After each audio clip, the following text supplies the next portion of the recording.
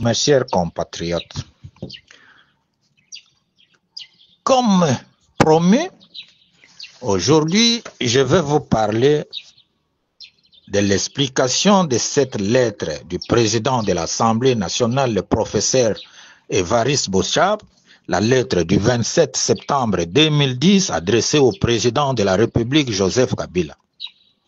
C'est un document hautement politique. Quel était l'objet de cette lettre?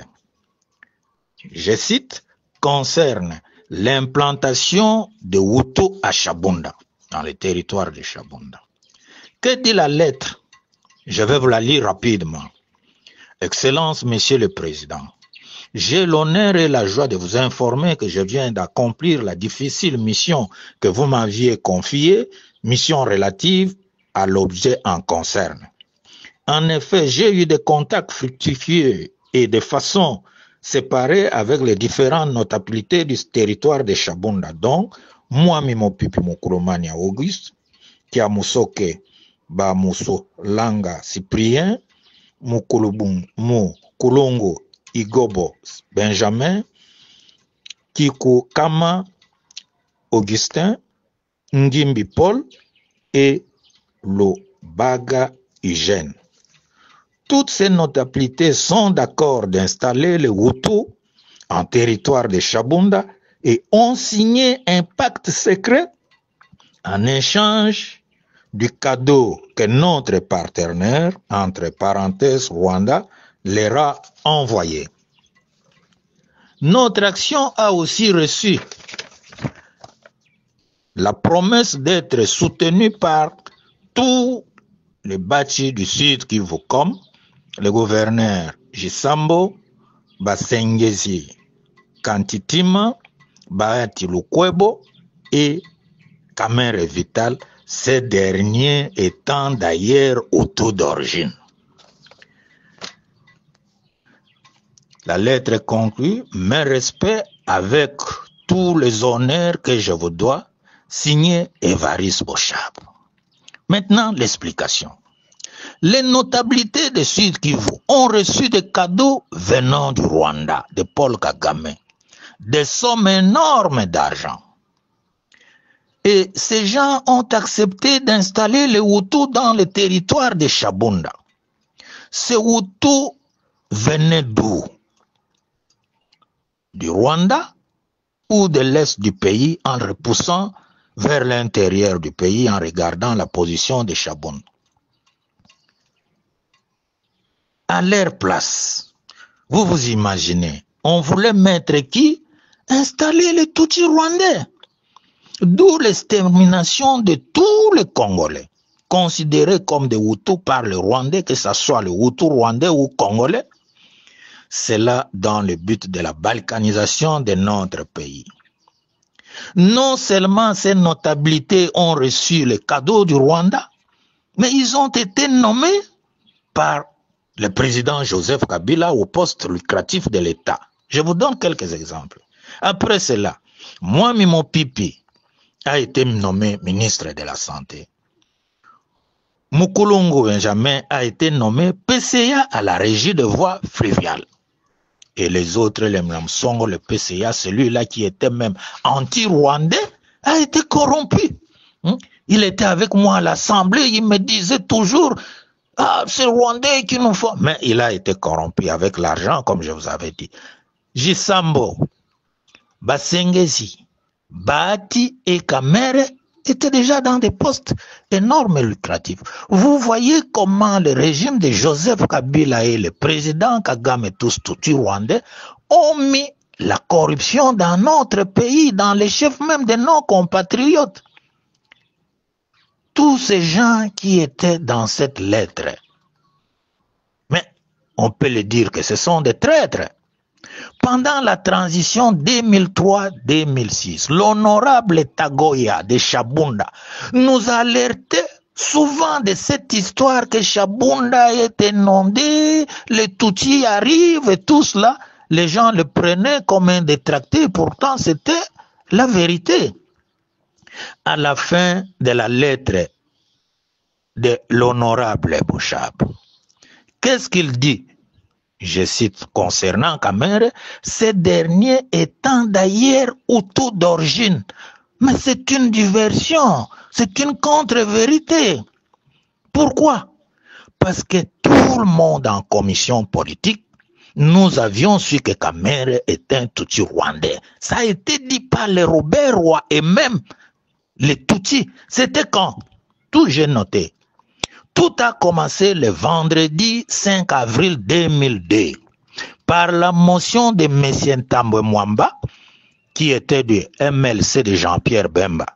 Tambwe Mwamba, dans sa motion, avait accusé M. Kamere de l'avoir traité de vouloir assassiner Joseph Kabila en collaboration avec M. Robert Roy du RCD Goma, comme la clique de Jonas Mukamba et les autres pour l'assassinat de Lumumba.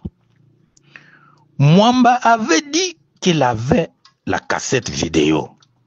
Et après le débat en commission politique, nous avions dit, bon, on va attendre, on va voir, amenez-nous cette cassette-là, on verra si c'est réel ou faux. La cassette n'est jamais venue. En ce moment-là, Kamere avait rétorqué quoi? En disant qu'il avait parlé que des stratégies qu'on montait pour écarter Kabila du pouvoir.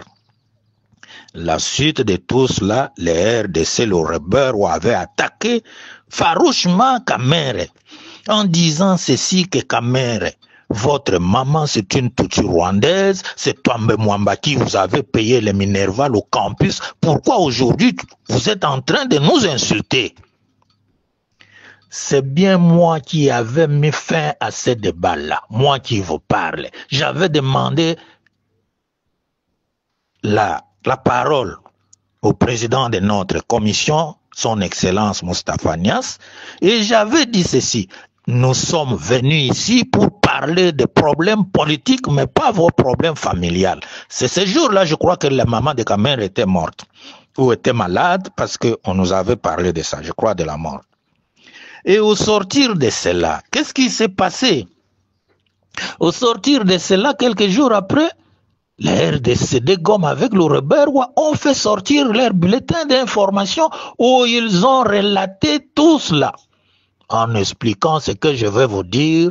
Votre maman est Tutsi, que vous aviez pris la nationalité congolaise par votre première femme qui était Mouchi, que c'est Tambwe Mwamba qui vous avait payé les Minerval au campus, les frais académiques au campus, et vous voulez dire quoi? C'était sorti. J'avais acheté ces bulletins d'information. Je l'ai gardé jusqu'ici en 2010-2011, lorsque j'étais à la primature et on luttait pour vous dire la vérité, pour écarter Kamere à l'Assemblée nationale parce qu'il voulait que Mozito quitte l'Assemblée pour qu'il vienne prendre la place de Mozito. Nous avions tenu des réunions d'ailleurs à la... tout ça. Et j'avais pris cette revue-là en précipitation. Je suis parti donner au conseiller en communication de Mozito, sans même dire au Premier ministre parce que c'était rapide. Je lui avais dit, va publier cet article parce que ce monsieur-là nous embête. Pourquoi il fait toujours des choses comme ça, très boulimiques, pour venir encore, il est à l'Assemblée, il veut venir à primature.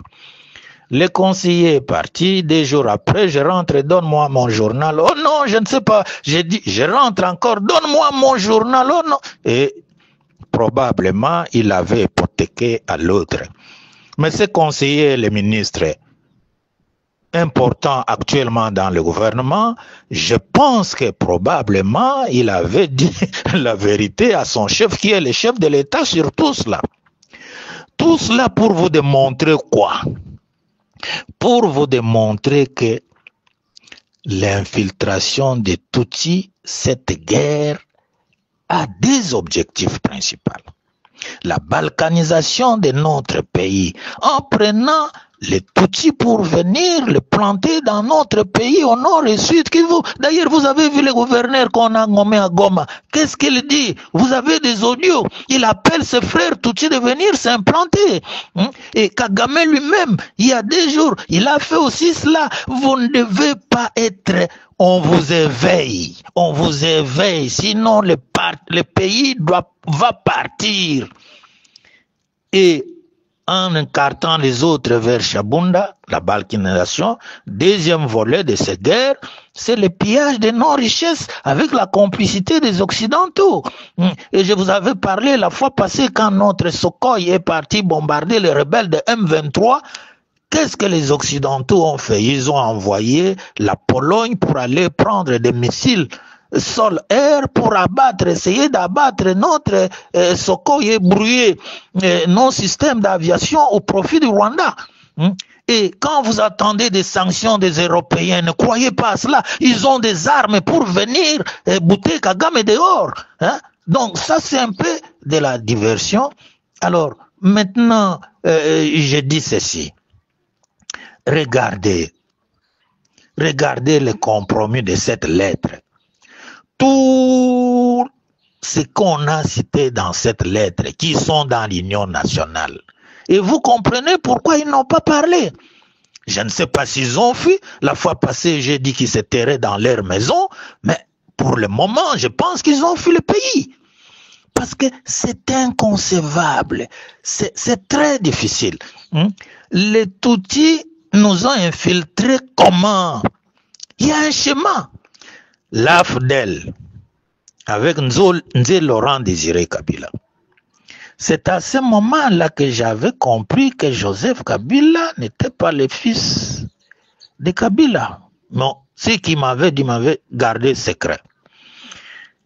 L'AFDEL, on est passé de l'AFDEL à quoi? À RCD Goma. Infiltration toujours. De RCD Goma, on est voulu passer à quoi? Au CNDP. On a refusé. L'infiltration toujours. On est passé de CNDP à quoi? Au M23.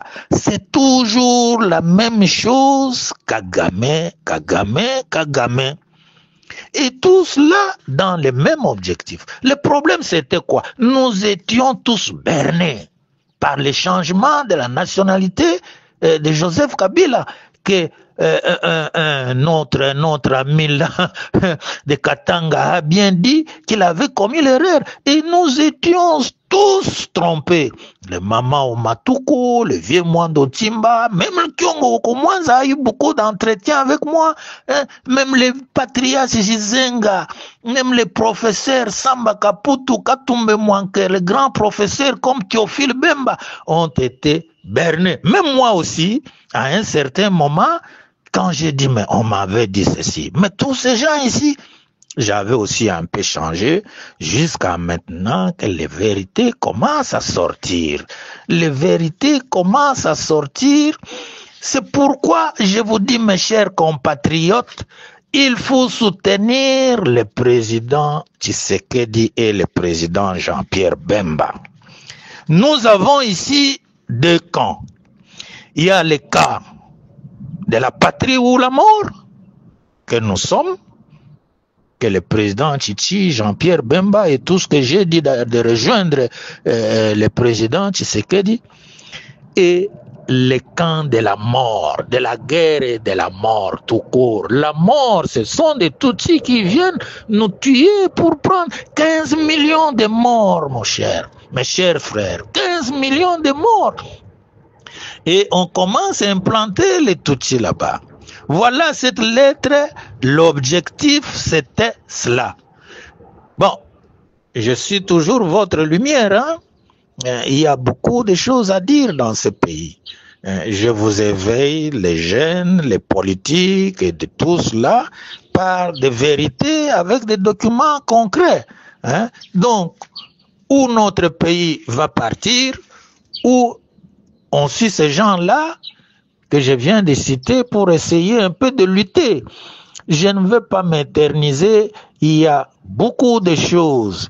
Nos amis les Tutsis, nous ne sommes pas contre tous les Tutsis, mais les politiques là qui nous embêtent, qui veulent prendre notre pays. Hein?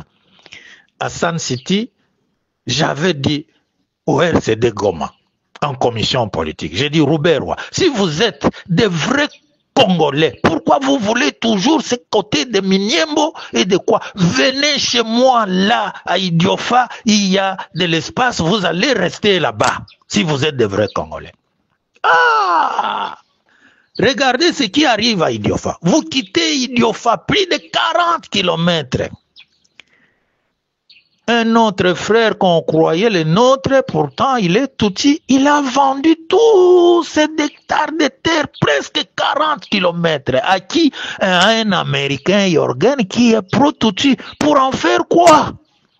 Non, non, non, non, non, non. Si vous ne rejoignez pas le président Tshisekedi et Jean-Pierre Bemba et les autres qui luttent pour la patrie, notre pays va partir comme ça. Regardez Kingakati. Kingakati, c'est quoi? C'est le délit d'initié. Pour les juristes qui connaissent le délit d'initié, nous avons vu ça en France avec les frères de Mitterrand, avec Jacques Perrin. Mais le délit d'initié est puni de haute trahison. Un président qui connaît qu'à cet endroit, il y a du pétrole, il y a du gaz et tout ça, il va acheter tout cela pour son compte. Mais c'est quoi? C'est quoi? C'est le délit d'initié. Ça, on ne peut pas souhaiter cela. Ce n'est pas bon. Il y a des choses qu'il faut faire dans ce pays-ci. Sinon, je vous le dis, mes chers frères, notre patrie va partir, nos terres vont partir et nos enfants vont regretter. Regardez ce qui se passe à l'est du pays. Est-ce que vous avez le rideau de fer sur le dos ou quoi? Certains intellectuels, certains hommes politiques, c'est vrai, ceux qui ont bénéficié dans notre pays par les Kamere, les Kabila, les Katumbi, tout ça, quand nous tenons de tels langages, ils nous prennent comme des adversaires, comme des ennemis. Mais revenez, mettez les pieds sur terre. Et croyez à la vérité historique.